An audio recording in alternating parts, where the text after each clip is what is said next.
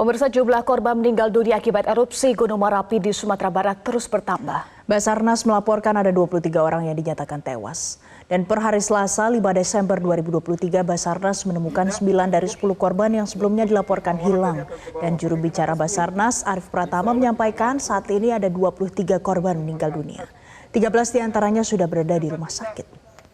Paling dalam perjalanan itu komunikasi yang ini.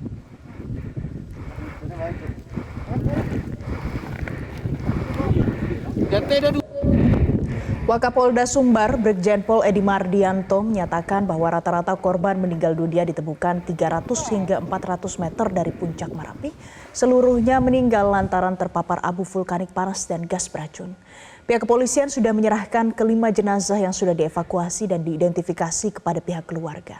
Dan hingga Selasa kemarin, tim gabungan TNI, Polri, dan Basarnas dihadapkan dengan labilnya cuaca, medan yang menantang, serta potensi hujan abu vulkanik susulan. Kondisi ini menyulitkan proses pencarian dan evakuasi para pendaki. Posisi korban di bawah tubuh Abel, ada 11 orang, berarti kami bawa 2 orang. Satu, kendala cuaca. Kedua, kendala medan yang masih adanya gerusan angin yang membawa erupsi panas itu.